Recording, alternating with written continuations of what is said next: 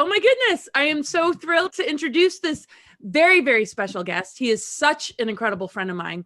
And we've been putting our heads together a lot lately, which I'm so appreciative of, in doing roundtables together, interviews, and collaborations. He is an author, and his book really is incredible. It has to do with just overcoming incredible trauma and changing one's perspective on things in the face of unbelievable adversity. There's so much to say about him. I mean, he's just gone through hell and back. He turns hell into heaven. Don't you? Hell's like, oh my gosh, scared of Seth. So anyway, Seth, bring it on. So happy to have you here. Oh, thank you so much, Laura. And thank you, Neil, everybody who's here, who's hosting this, who's making this happen. I was saying last night on the live that Augie, Nori, Laura, and I were doing together about how important it is for those who are aware of this stuff at deeper levels to come together and really help one another amplify and magnify the potential and possibilities that we all know we're capable of. Because you know, in this quote unquote community, you could say, if you even call it that, there's like this culture of all these online, I guess, spiritual teachers or whatever you want to call it. There isn't enough unity, but now there's starting to be. Enough people are starting to put aside all the things that they think are important, or, oh, it's about me, and it's more of a we thing. So it's beautiful to be a part of that. And I feel like that's what this is for me, being here with you guys. It's we're all sharing stuff that is just lifting each other up. We're sharing in a way where we're reaffirming things that maybe we know but aren't quite embodying. And my God, thank you, thank you, thank you. So, all right, tonight I'm gonna lead you guys through an experiential talk, almost like a guided meditation.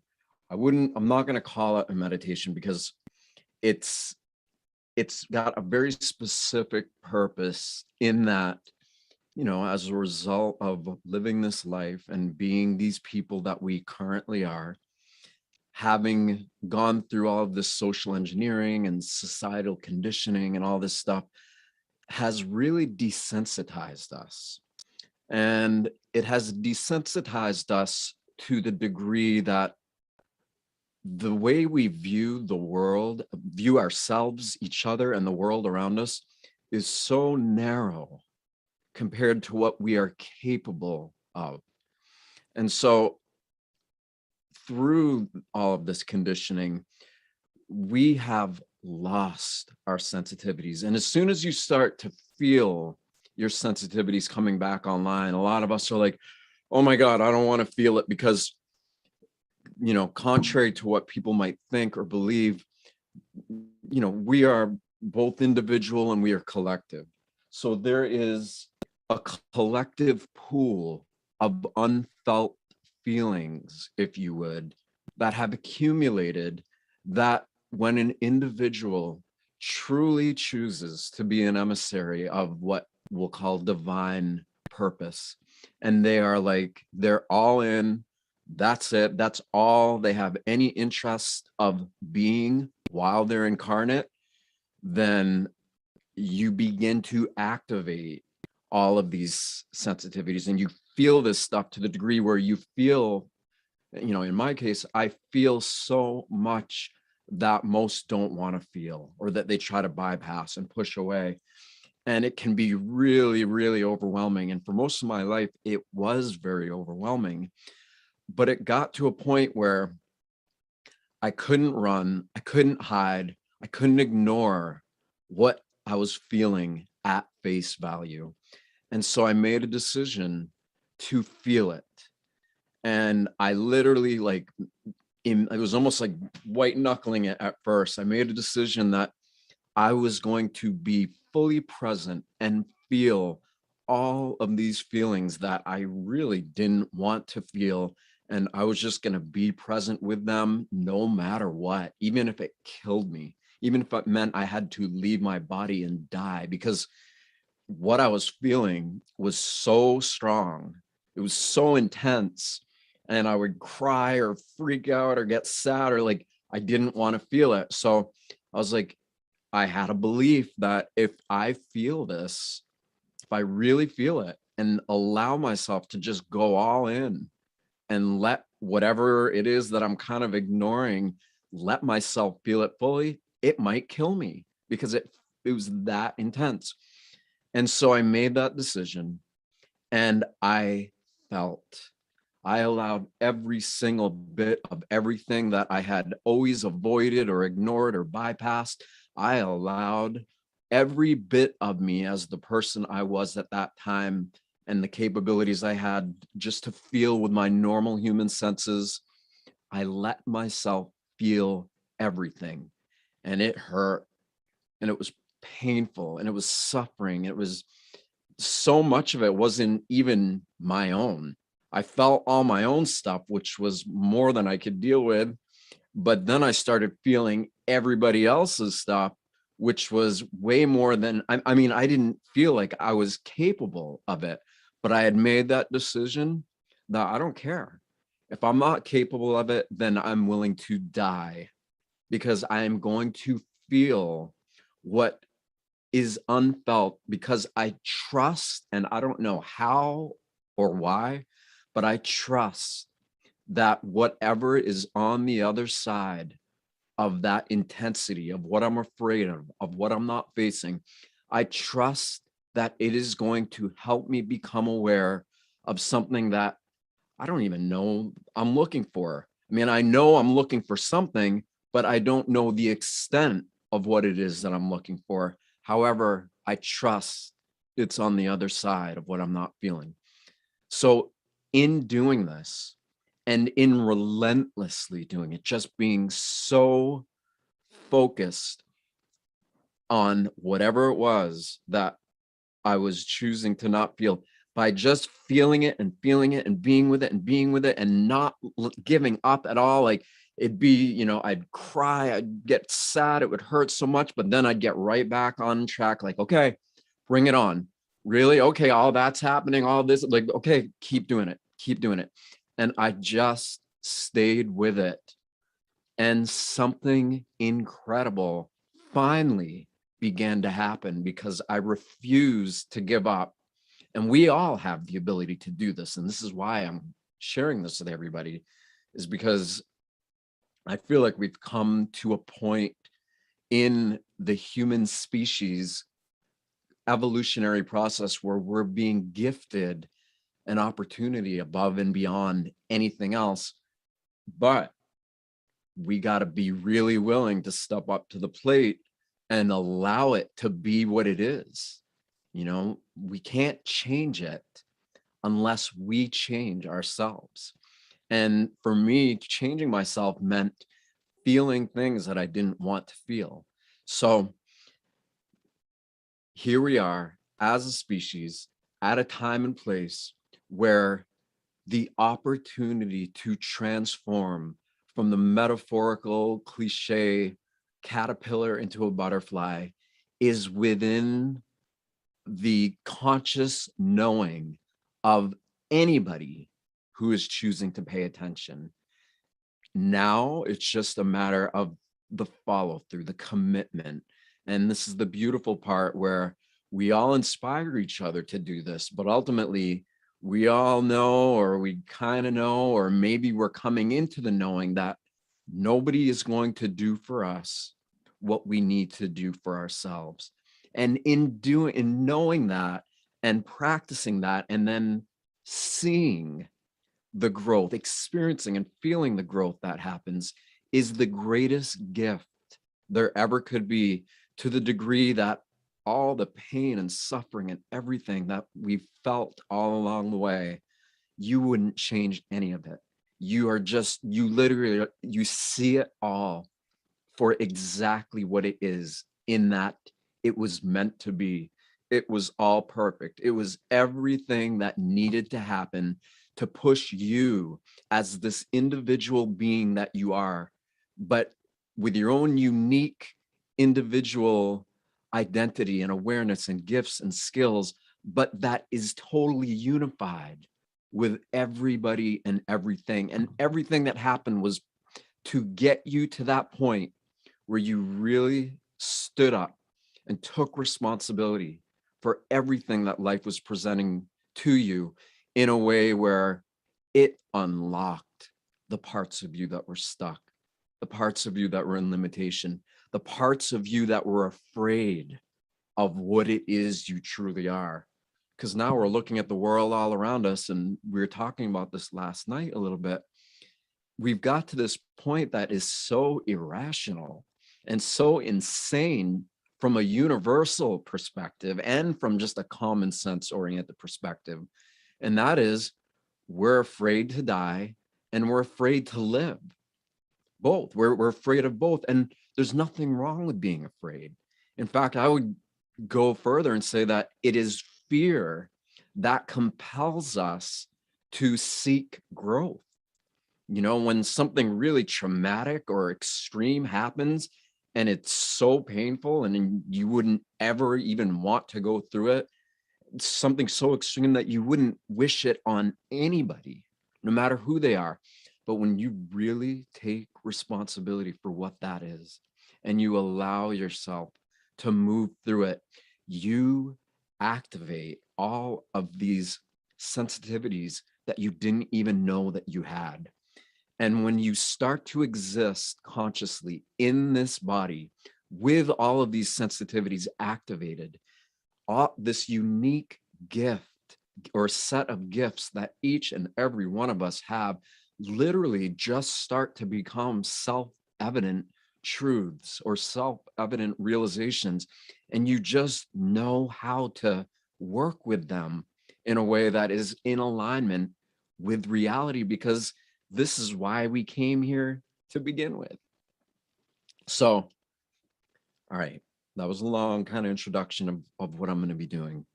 So essentially, it's that I'm going to help everybody activate that which, you know, these dormant sensitivities.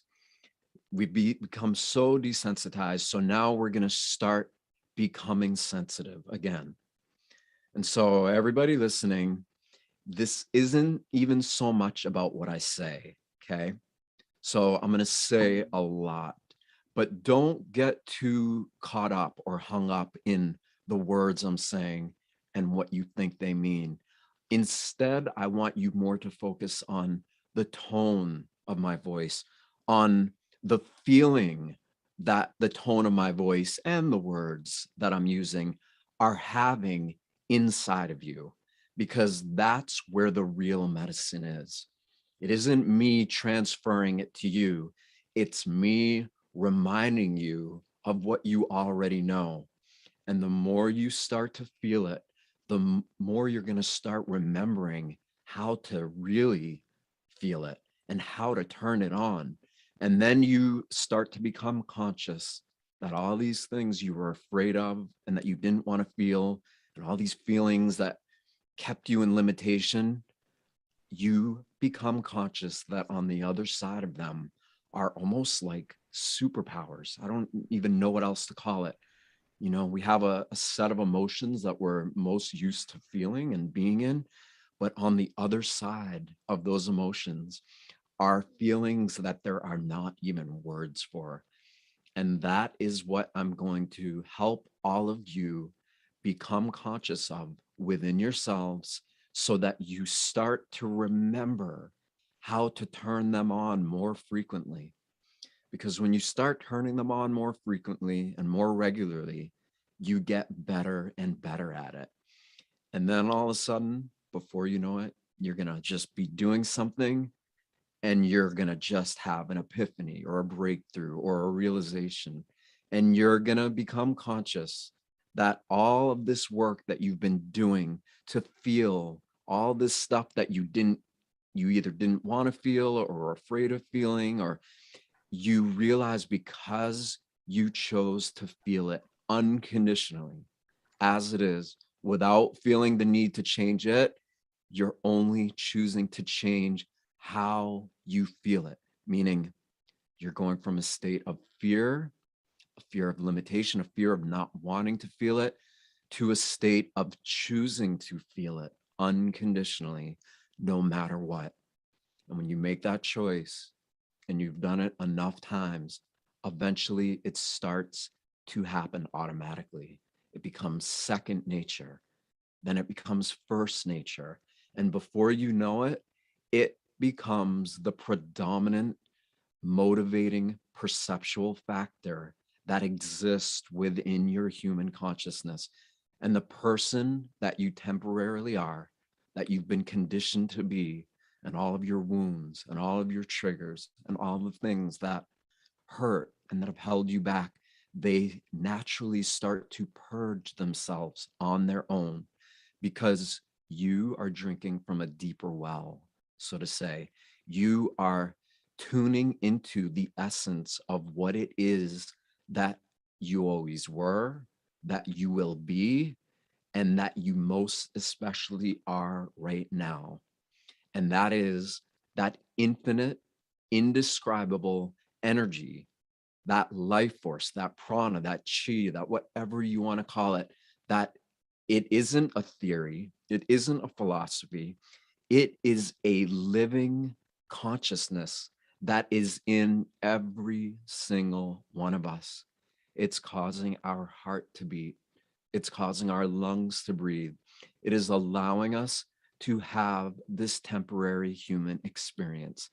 It is innate, inherent intelligence that is so much more intelligent than the part of us that is stuck in trauma or wounding, that when we choose to start taking the intelligence that we do have with our conditioned human mind and start focusing on this super intelligence that we truly are, that is in every single one of us, then we begin to amplify the potential of that super intelligence that we already are. And when you do that enough times and you keep doing it, eventually it starts to turn itself on and it becomes conscious that you are conscious of it. You're not separate from it. You're not disconnected from it. You're not you and it's not it. It is all one thing, and you are absolutely a unified part of it. However, you are temporarily having an experience where you have forgotten how connected you are, because by forgetting and going through the remembering, you get to step back into a new cycle. You start a new cycle of possibility and potential that can only become manifest through the pain and agony and trauma that so many of us feel. It can only be rebirthed to a potential where there's this new degree of possibility when we really are just willing to unconditionally surrender who we think we are and what we think is happening in the world around us.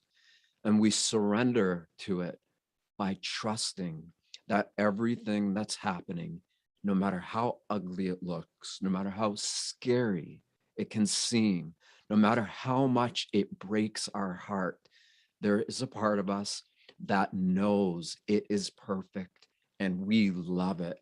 And we don't know how or why, but we have made a decision that we are going to love life as it appears unconditionally, no matter what. And we're going to keep doing it over and over and over until we become so conscious of the consciousness that is allowing us to exist in this human form that all degrees of separation begin to dissolve, because they aren't even there anyway. So right now, I just want everybody to breathe deep and rhythmically. Breathe slow, but just deep and rhythmically.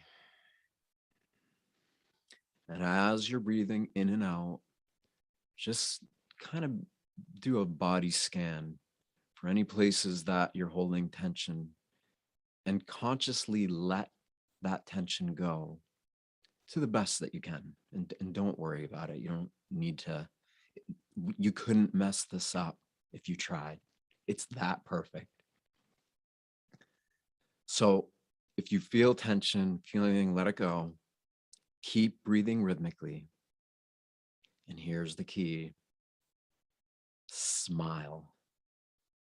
Smile from your heart. Don't think about what it means. Just smile, because there's a part of yourself that you don't know how you know, but that you know unconditionally loves life exactly as it is, exactly as it's happening. You don't know how, but you know that some way there is a part of you that loves everything that is happening, no matter how much it hurts, no matter how chaotic it appears to be. And you love it so much that that love begins to flood every single aspect of all the tension that you hold anywhere in your body, because you are choosing to turn on a power that is innate, that is inherent in all of us. And that is the power to choose to love your life and your body. And you do it. I said smile because when you smile, you can feel it. Most people, when I ask them to smile, if I tell them feel love, some people will be like, well, I don't know what love feels like. And I'm like, okay, well, smile. And they'll smile. And pretty much everybody has said, yeah, I do. I feel something when I smile. And I'm like, well, what do you feel? They're like, I feel happy. And I said, okay, so guess what? The world has conditioned us and taught us that in order to smile and be happy and feel those feelings, we need something external from us, a person, a place, a thing, a goal, an achievement. We need to accomplish something before we have the right to feel happy. And it's just simply not the way it is. We can literally choose to feel happy for no reason at all, other than we are choosing to.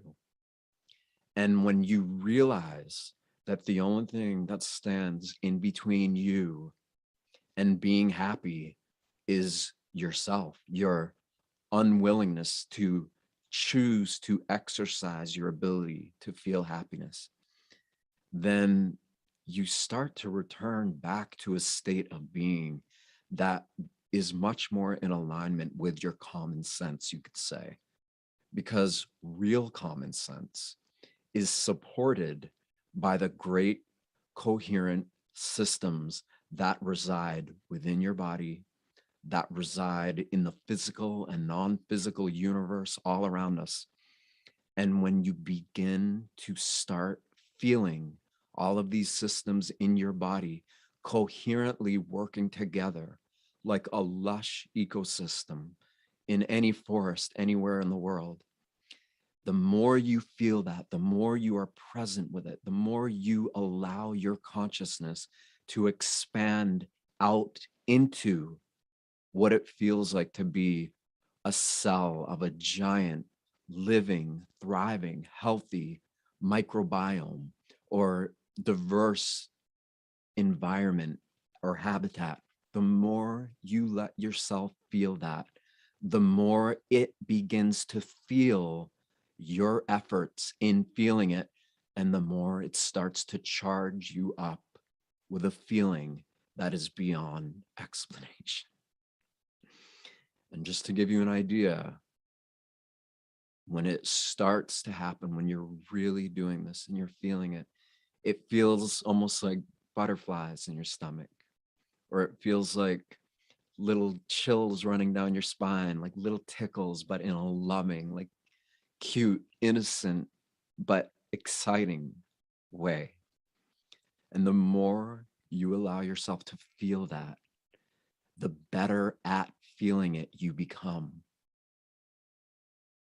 So you're feeling something, you're happy, you're smiling, you're feeling good. Okay, this is where your power begins. The level that you can take it to is entirely up to you. And you also have the support of a community of individuals who know, who have incarnated, who know that we have incarnated to either learn how to or just do it. And that is to love greater than the fear that we feel in the world. We don't know how, but we're doing it. And this is why all of us here together on this conference, this is what we're doing together. Whether it's a spoken agreement or it's an unspoken agreement, it doesn't make any difference. Deep down, we know that we have shown up in this world at these moments to help inspire each other to remember what it is that we truly know, because we do remember deep down, even if we aren't fully conscious of it, even if we aren't hardly conscious of it at all, there is a part of us that remembers that if we do that and we show up together, we leave the triggers at the door. Or even better, if people are throwing triggers at us or doing all this stuff, we're able to embrace it because we love greater, unconditionally love greater than all the fear that exists both within us and together. And those of us who are feeling this are coming together to create more support, to literally create quantum support in the field that supports everybody else who is making a decision to rise above the conditions of their conditioning. You are not alone. You are not alone at all. You have us. We are doing this. You have me. The only reason I exist is because of this. So smile and smile deeper. Keep breathing rhythmically. Smile so much that you literally feel your heart start to glow. And you can do it. All you got to do, okay, when you focus your attention, and this is the marriage, this is the beautiful thing that happens, okay? In your body, you have all these different energies, right? The more predominant ones are your heart energy, your sexual energy, your mind energy. Those are the more predominant ones that we kind of use more often. But we also have all these other energies that are in us. You know, each organ of our body has energy. Every gland in our body has its own unique energetic signature. Our cerebrospinal fluid has its own unique inductance field, an energetic signature that is there.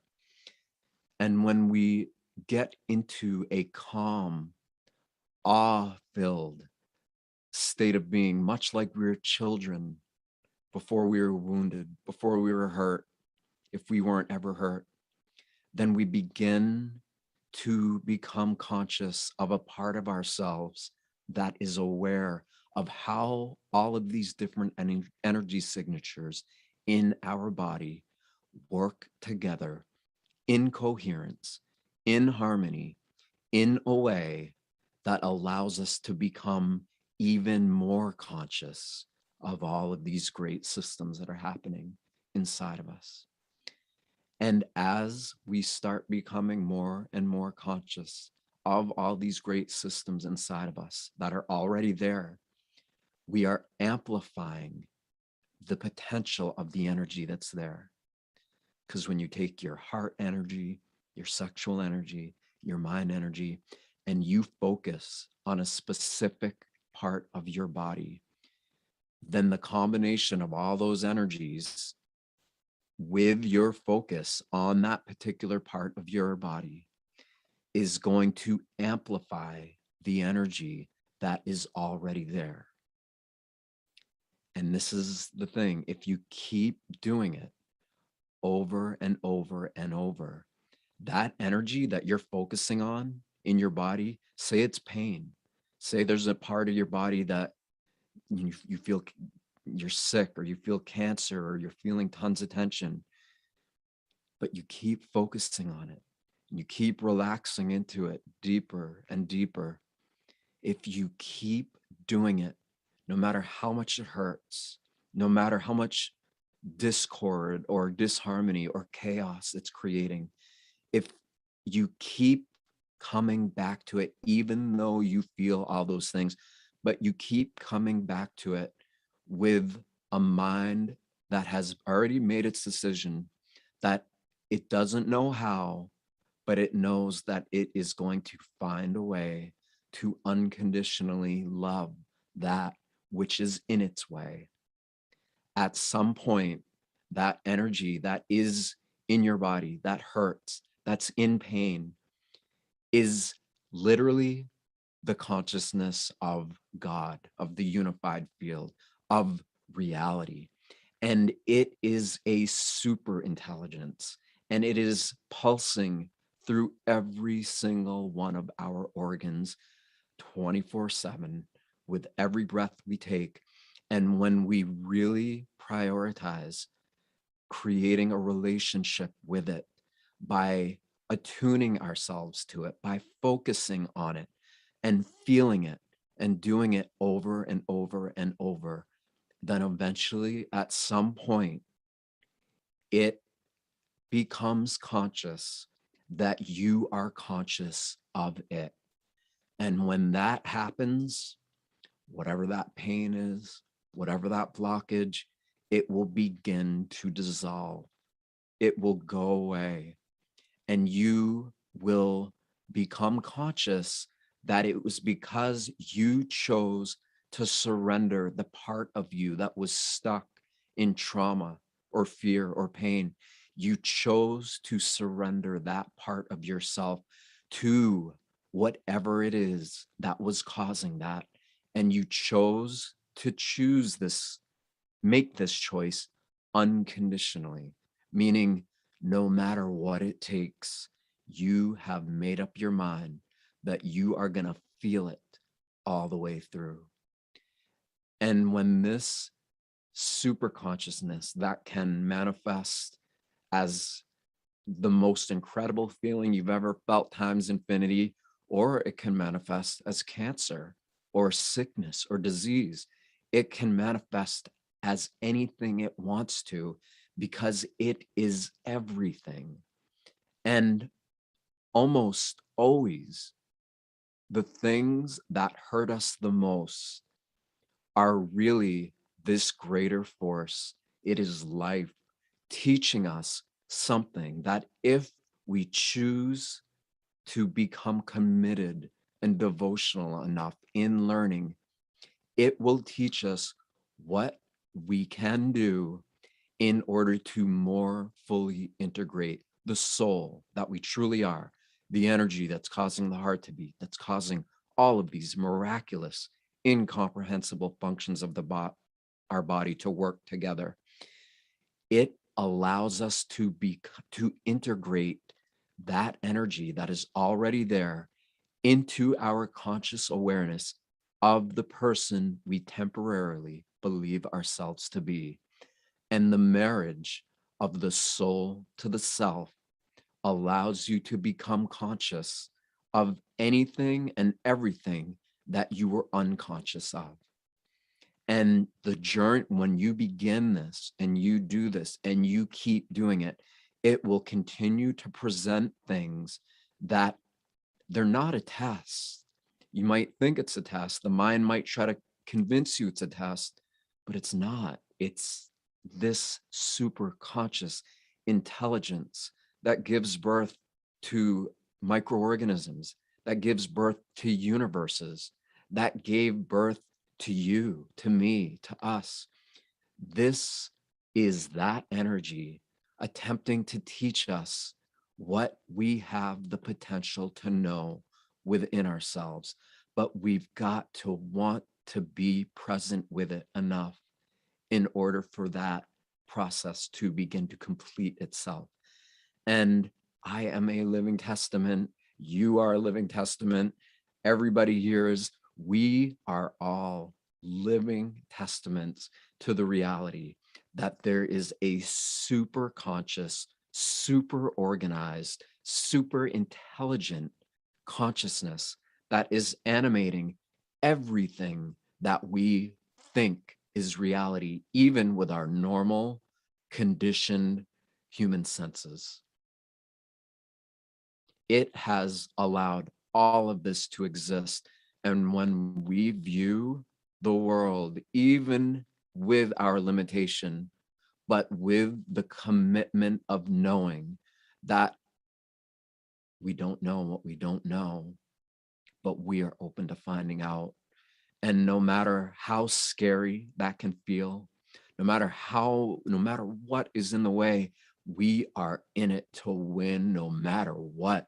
And there isn't anybody or anything that is going to prevent us from more fully or fully completing a chosen incarnated soul self integration.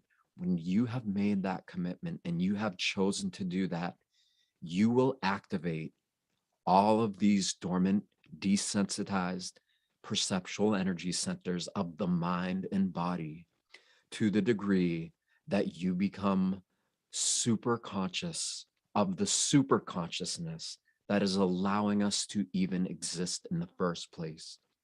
And the marriage of those two forces, those seemingly dualistic forces, you and the source of energy that allows you to exist, when the illusion between those seemingly two separate forces dissipates or goes away or comes together, oh my God. Oh my God. When you begin to remember the feeling of what it is that has allowed the creative energy that has allowed you to even be in this form, the power of the orgasm, except times infinity, the power of the best feeling you could ever imagine, times infinity. When that begins to integrate into the conscious human being that you are right now, and you are conscious of that integration, there isn't anybody or anything in this world that can hurt you. And if it is hurting you, then it's just this energy teaching you a new way of mastering yourself, of overcoming the personal and collective limitations that we are all subjected to upon carnation into this world. The worst things there are can teach us the most beautiful lessons, but we got to be the willing students. And we got to be so willing that we are willing to do whatever it takes. And friends, I promise you with my life, that if you can find it within yourself to turn on your ability to love greater than whatever it is that irks you or makes you feel fear, and you exercise that ability, that is you activating your own free will. It is you activating the dormant perceptual energy centers of your physical and non-physical human being. It is you choosing to activate junk DNA and genes and all these aspects of our being that most of us, for the most part, are not living in coherence with. And when you feel what that feels like once, your priorities are going to change really quick. You are going to be smiling most of the time. you're gonna find that, wow, it feels so much better when I'm consciously choosing to be relaxed. And you'll notice when other people around start trolling you or saying terrible things or trying to hurt your feelings, you're going to be like, oh, I'm sorry, are you talking to me? And the reason why is because we, in our own essential nature, are connected to something that is so much greater than all of the things that we have unconsciously or unknowingly, or even karmically, if you want to look at it in that way, have allowed ourselves to be subjected to, that has caused us to temporarily forget how beautiful and how powerful we truly are. But those days are over, because enough of us have incarnated at this time who remember why it is that we've incarnated. And we are going around each other, and we are selflessly bringing attention to each other, the power of intention, the attention of what it is that we are unconscious of, and we're helping each other remain conscious through whatever it is that we have to face, whether it's individually or collectively. There's enough of us who are doing this now that are conscious that we're doing it, to the degree that we have already won. Now we're just riding it out. Now we're just going through the flow, through the wave. We are witnessing what appears to be mass chaos. But remember, that which you witness at face value, this chaos, is a very small, infinitesimal aspect of what it is that is truly pulsing through your veins. The chaos is supported by a level of coherence that is super conscious, and the chaos needs to be there. The coherence, the super intelligence, the super consciousness needs chaos, because it is only through chaos that it itself is able to expand and grow and create new expressions of what it itself is capable of creating. Because as we all know, as above, so below. I don't even know the rest of the sentence, but the micro, the macro, whatever, however you perceive it or however you choose to perceive it, there is one thing going on, and it is going on at all times, in everything, in everyone, no matter how it appears, even in the worst appearances that we see and that we witness. This energy is present and responsible for all of it happening. So how many times do we have to die and reincarnate in order to finally start remembering what it is that we are being called to do, in order to break the cycle of the wheel of life and death once and for all, so that we can be these beautiful beings that we all have the potential to be, and literally create the kind of world that we all know deep down that we want. And I say that time is now. And if I'm going to speak from me, Seth, this being that I temporarily am, that is in a very full place of knowing what it is that is allowing me to exist, and have gone through countless near-death experiences, to the degree where I am so conscious of what is allowing me to exist, that I am in full surrender and full devotion and full service to those who truly want to live in a way where they are embodying this for themselves, period.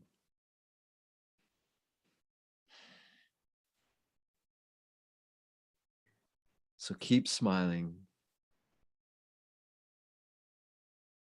Smile bigger than you could ever begin to smile.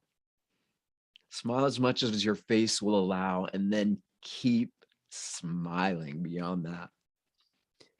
Feel the feeling of what an unlimited feeling might feel like. Don't think about it. Just let that be what it is that you truly are. Because at some point, each and every one of us are going to find out that that is what it is that we truly are. And when we find that out, we hit ourselves in the head and we say, oh my God, how could I have forgotten? Oh my God. All right, I'm going to reincarnate again, and I'm going to make sure this time I do it. But it's okay, because again, enough of us have done that enough times to remember and to know how to help inspire others to remember. And the beautiful thing is, when an individual remembers what it is that they truly are and why they incarnated, and they begin to feel all of these feelings that are stuck often in our body to the degree that we feel through them, then feelings that we don't even have words for, they're already there. They're already with us. But we begin to become conscious of what they feel like. And we simply choose to give more attention to that than the things that can distract us. And that way, once we get really good at doing that, and again, we're all here to help each other get really good at that. Then when we look at all the things in the world that we don't like, or that most are so afraid of they would never look at, we look at it together, holding hands, loving one another, trusting in each other, and trusting in life enough to look at that which most don't want to look at, and love what most don't even know they're capable of loving, because it isn't us that's doing it. It is what is allowing us to exist, and we know that. We're just there to be together, support the best and encourage the best in one another, and love the unlovable together until the appearance of chaos that it is projecting at us, that might have knocked us off our feet a billion lifetimes, till it no longer does, because we see through the illusion of what it appears to be, because we have focused on the power of what's allowing us to exist enough so that that power is flowing through us. We are the source of free energy. These bodies are the living bioelectric, you could, technology that lets us see, hear, think, feel, smell, intuit beyond anything that anybody is capable of perceiving or conceptualizing or philosophizing, or this is beyond everything and encompassing of nothing, and that works through you. And when you're conscious of it, you can't help but not love each other. You can't help but not look at a whole bunch of terrible things and say, you know what, you guys, let's find solutions. Oh my God, wait a minute. The solutions are already there. And when enough of us come together in this way, unconditionally supportive of one another, then we begin to amplify and remember the solutions that are self-evident. They're there, they're here, they're already available to us. And it becomes more of just a dance. It's more of a creative, artistic expression than this super serious life and death, fight or flight. That's the old model. That's the old way of being. The new way, you could say, which isn't new at all, it's super ancient and it's super future all at the same time, is us allowing the energy that is animating our being to be the predominant force that allows us to perceive reality. And that who we think we temporarily are is so inconclusively influenced by these infinite miraculous fields that cause us to exist in the first place, that our human self automatically reflects the virtuous aspects of what this energy has the potential to be while we are in these forms. And you just do it naturally. You just do it because you see that none of this is worth getting caught up in.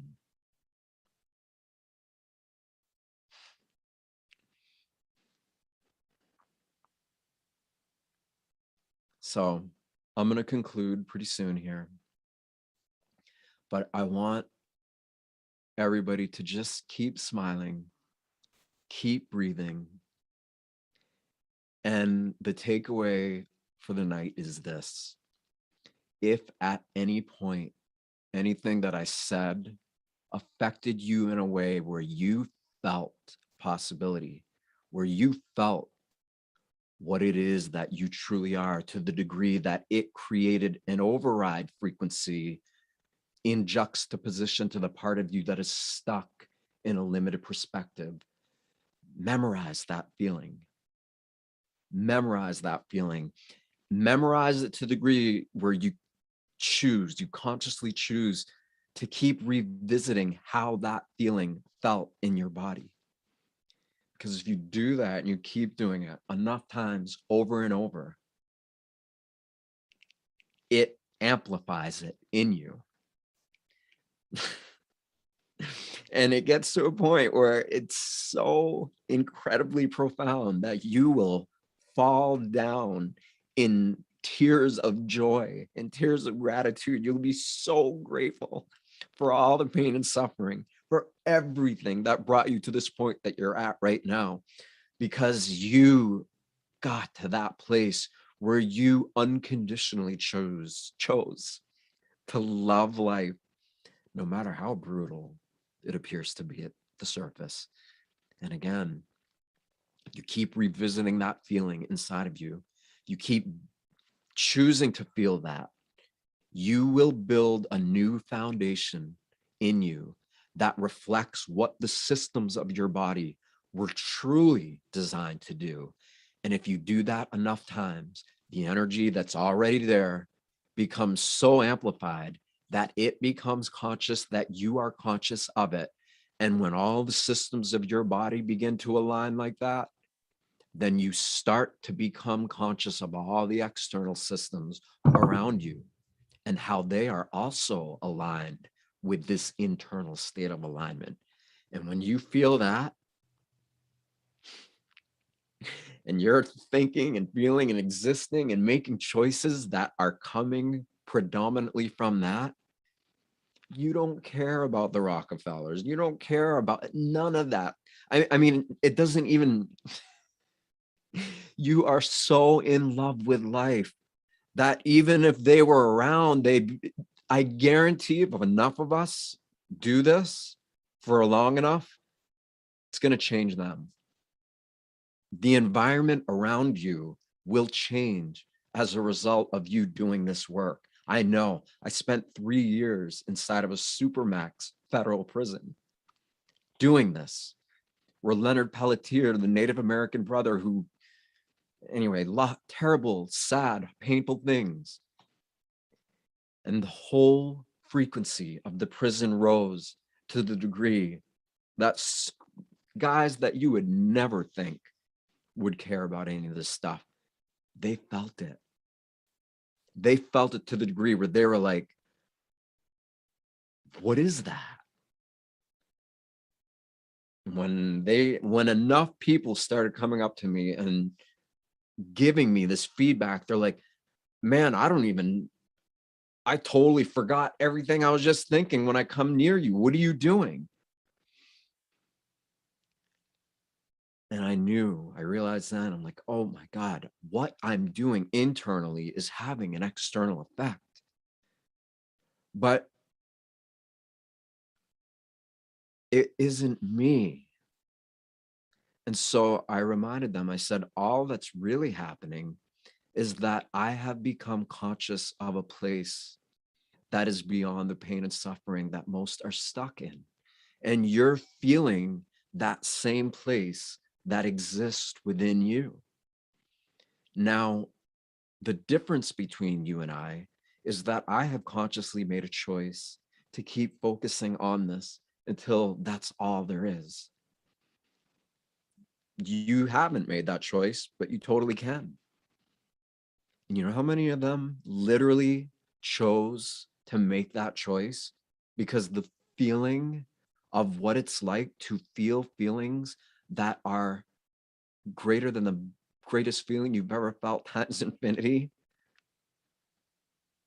you're not afraid anymore, or not as much.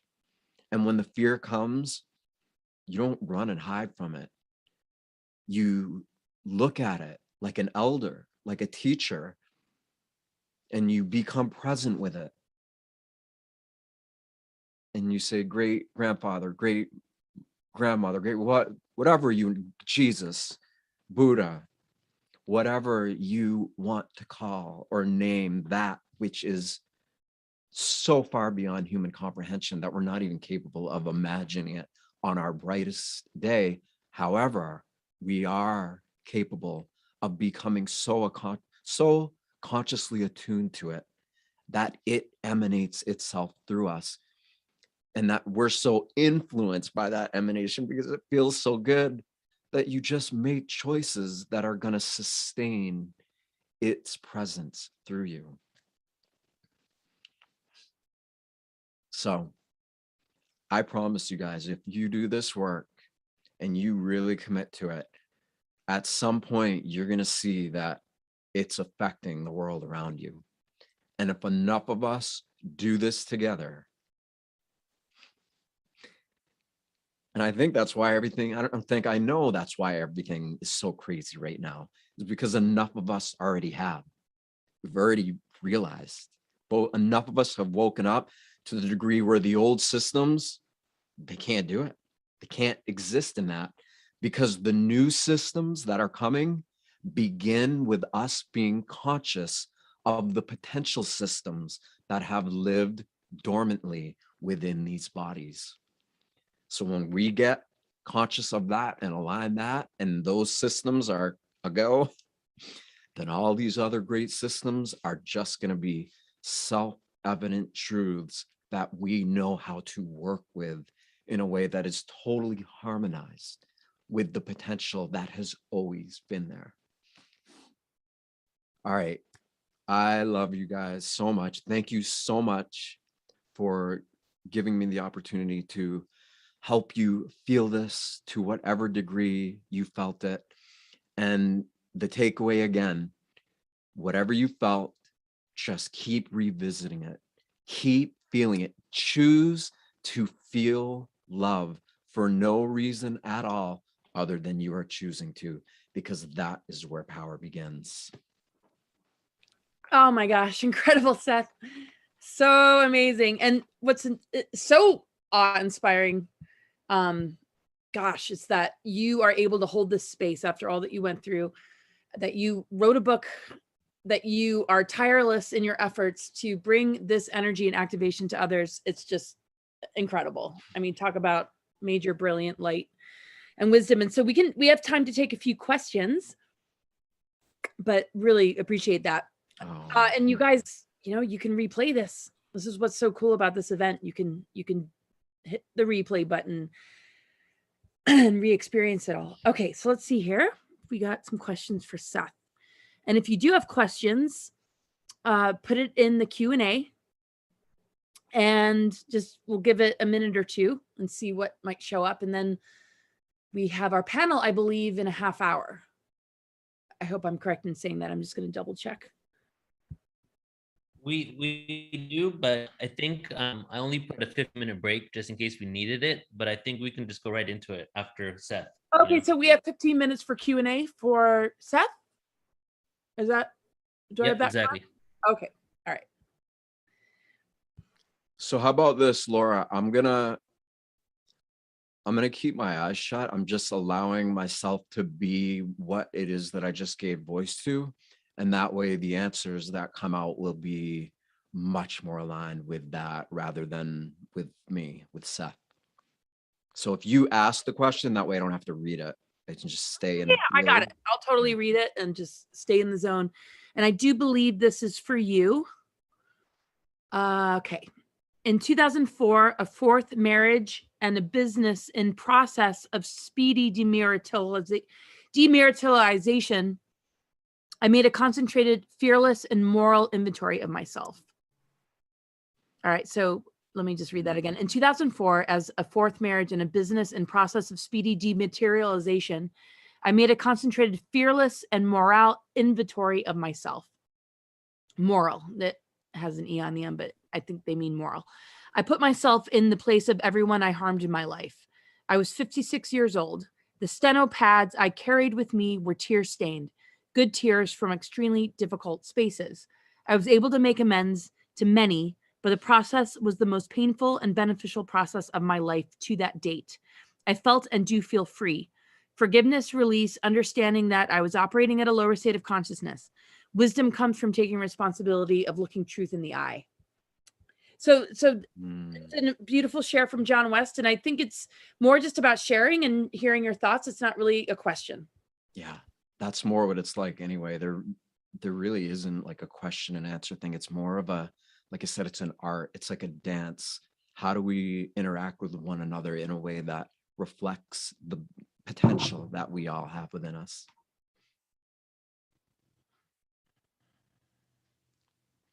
So, but with that said, this person brought up some really important points. It sounded like they went through a lot of pain, a lot of agony, and it doesn't mean that it's going to be like that for everybody.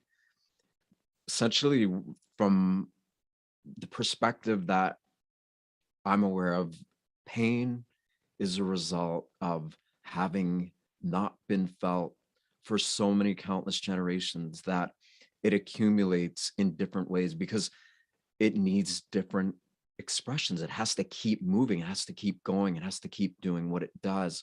But at some point, when an individual chooses to truly become conscious of what it is that's allowing them to conscious, it means taking responsibility for aspects of yourself that you didn't even know you were capable of taking responsibility for. And that is part of the process, you could say, that enables you to become more conscious of what is allowing you to be conscious. And when you break through the barrier or limitation that could keep you in a spot that can't quite get through, then it's by being present with it enough until it does break through. And when it breaks through, you suddenly have, I guess, like a new tool in your tool belt, you could say, so that you are more readily able to deal with things like that when and if they come up. So the pain in that person's life was a necessary part of their transformation, it sounds like. Beautiful words. That's awesome. Anybody else? Let's see. Yeah, if anybody's any questions, like Shani W. Her question is, I would like to ask him, how did he meet Leonard Peltier?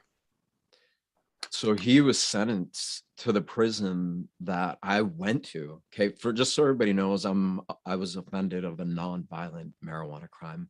I don't advocate drug addiction, anything like that at all. I use cannabinoids I use oral cannabinoids, but mostly they're non-psychoactive ones, CBN, CBD, CBG, CBDA. Those are the ones that I'm more passionate about. I respect THC. I respect the power of it. However, it is a medicine that has been so deeply abused that there's a collective life force attached to it that needs a lot more work before it's a medicine that is really going to be able to help people in the way that it's capable of. So that's a kind of side thing. So my point being, I was in prison for a nonviolent marijuana crime. And for whatever reason, I had health issues that were so extreme that, I couldn't eat. I had to eat a really specific diet, or else I would have a flare of it was terrible what would happen. So essentially it was, I could die really fast. It was a life or death situation. So, the judge and my lawyers and everyone were like, well, what happens if he dies? And they're like, well, he shouldn't have broken the law. And then finally the judge agreed, okay, well, we're going to put you in a medical prison. But the Bureau of Prisons who manage all this stuff, for whatever reason, they messed up the paperwork to put me in a supermax federal penitentiary, which a penitentiary is where they put, it's where the most, you could say, intense people are, the most predatory, violent people are. And this supermax is where they put people who are so violent that they're not able to even be in the penitentiary. And so, and people like Leonard Pelletier, who's not violent at all, he's there because he has essentially a life sentence. And when you get to that situation, I had to find a group that would accept me, that would take me in, because if you get singled out, it can be not too good for yourself. So my initial instinct was to find the Native Americans. And why would I do that? I'm a white, 99% Jewish Ashkenazi, not a Zionist Jew, just for those who can quickly jump to conspiratorial ideas. I have no idea what even my religion is. I learned the most about the Jewish religion from people in prison. That's how little I know about it. But my first instinct was, I saw sweat lodge grounds inside of the federal prison, and they had a fire. And I was just so blown away that that was even there, that I just went to them. And, these are guys that, they have literally knife cuts through their bodies from being in prison fights. Like, these are not guys that you walk up to with open arms, So I went up to them. They're like, what are you doing, white boy? Like that kind of attitude. I had to literally heart and soul reveal, like, look, I'm not here because I'm looking for something to do. I'm here because I might not be Native American blooded, but I am an indigenous soul. I remember, essentially, I just proved my sincerity enough times to guys that don't believe anything. They don't buy it. You can't fool people like this. And they got to the point, and it took a while, it took a long time for them to trust me enough to bring me into their group. And so we did Native American sweat lodge ceremonies every single weekend. And we spent most of our time inside of those grounds, inside of the prison, to the degree where we were all working on each other and praying for each other and getting to know each other deep, deep, deep, deep, and having these ceremonies together to the degree that we changed the energy of everything. Beautiful, beautiful response. Also, interestingly, too, I'll mention Wilhelm Reich, for those who have heard of him or know who he is. He died in that prison that I was in. And for those who don't know who he is, one of the most brilliant physicists, scientists, thinkers, philosophers, of our current known, quote unquote, known human history from this perspective. So. Oh, wow. How interesting, huh? Yeah. Well, it looks like, there's one more question here. Hold on. Okay, Seth, what a magical presence and truth. Thank you. What I've been thinking about a lot lately is how so many people are trying to figure out where we are going. But like you said, we will never be able to know where we are going. This story is unraveling and we keep trying to figure it out. We won't know until we are there. And looking at it from that perspective, that knowing, it's like, how can we see everything now versus what we used to know? Blew my mind when I realized this. It makes a lot of sense now. LOL. That's Any thoughts beautiful. about that before we close? Yeah. So it's beautiful. That was beautiful. And it's so true. But, and also there's a really simple way of looking at it is, how are we going to know where we're going if we don't know where we are, right? How are we going to master some other world until we first at least attempted to master this one? So it really comes down to, where are we? You know, and for me, it came down to, oh my God, I'm in prison, I'm in hell, I'm in this. And then it's like, wait, am I really? Or is that just the outward appearance of where it looks like I am? Well, if this just is the appearance of where I am and it's not really actually what's happening, what's really actually happening? And bit by bit, I started to become conscious of what it was that was actually happening. And what's happening for each and every one of us is that there's an incomprehensible source of bioelectromagnetic energy that's causing our heart to beat, that's allowing us to form thoughts, that allows us to have feelings.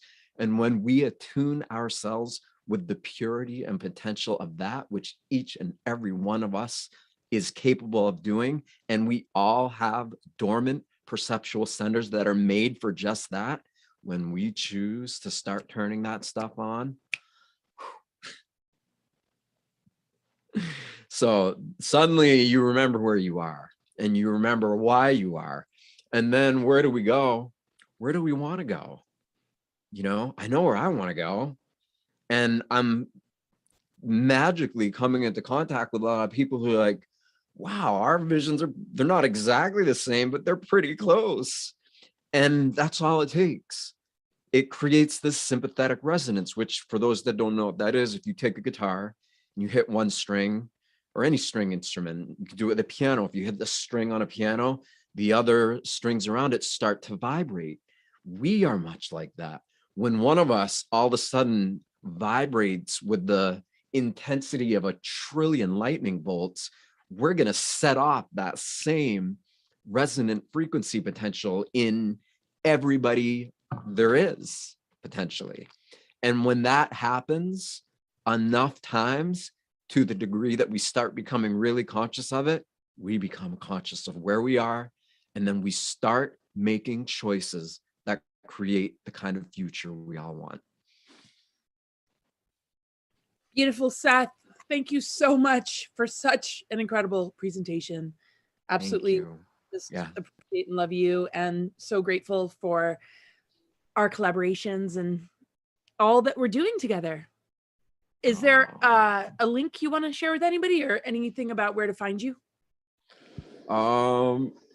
It's funny, you'd think I'd be more, I'm in such a place of like, you have quite a few links. You might I want wrote a to book. If anybody wants them. to read my book, that'd be great.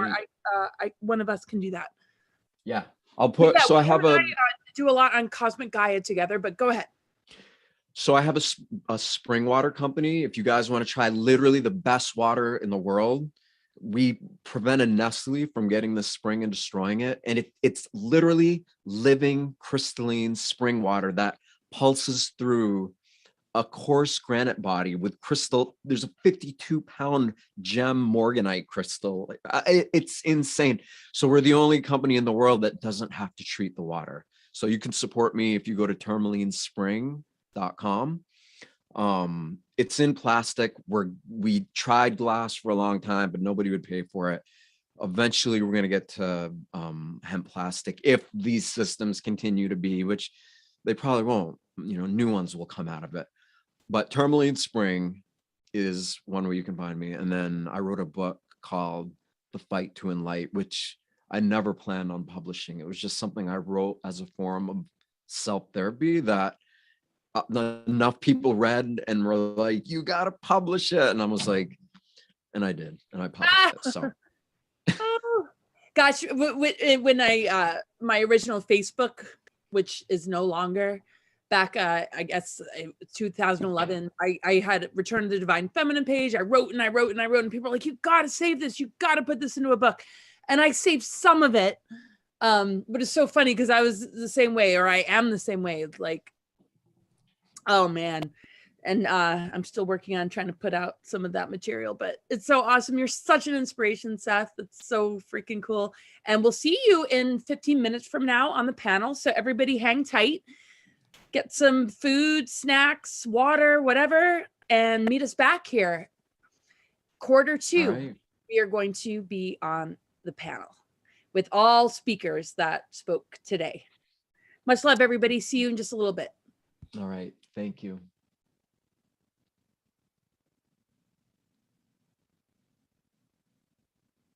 All right, and just a heads up to all the speakers out there, I am trying to set you as a panelist right now, so please do accept the request.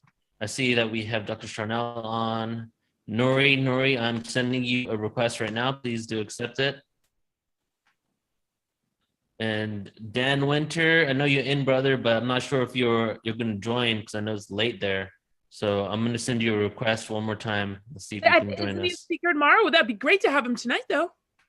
He didn't speak today, though, right? Or Oh, I thought we invited everybody for both days. oh, Did perfect. we or not? What a gift! What a blessing! I just wanted to say Yeah. that just in case, but not to. Whoever wants to join. Oh my God, that's awesome. Okay. Yeah, but I think he's not accepting. He's pretty late over there, maybe in his PJs or something. Right, Brother right. Seth, People that was think so they're not amazing. the Thank you speaker so for the much. day. Bro. Yeah, they might think if they're not the speaker for the day, they might not be on the panel. But anyway, go ahead. No, yeah. So I'm letting everybody know here. Yeah, I actually just laid down and listened to you the whole time, and it was like a really deep meditation. So I'm really appreciative. Good. I'm Thank glad. you. Usually I'll have people lay Mhm. down, but yeah, thank you so much for the kind words. I appreciate that. Yeah. And Laura, is Elena supposed to join us? Because I don't see her in the room right now. Yeah, so she might have logged off. I'll check in with her and see if. Shoot her a text. But yeah, she. All right, we got a lot of people waiting for us. Okay. But we have what, 15 minutes still? Well, we got. I think. Can we start in like 5 minutes? Is that cool with you? Oh, okay. I thought it was quarter 2. We were starting. Did I get that Well, wrong? we can wait if you want, but since we have a lot of people waiting in YouTube Yeah, already, you I think we can just start earlier, right? I don't think it Yeah. would matter. Absolutely, we can totally start. I'm going to keep my camera off just for a little bit. My boys just got home. There's people coming in and out. They're trying to. They're. It's a long story. So if my camera's off, I'm still here, everybody. I'm gonna Okay, run to the so- bathroom. I'll be right back. Sounds good.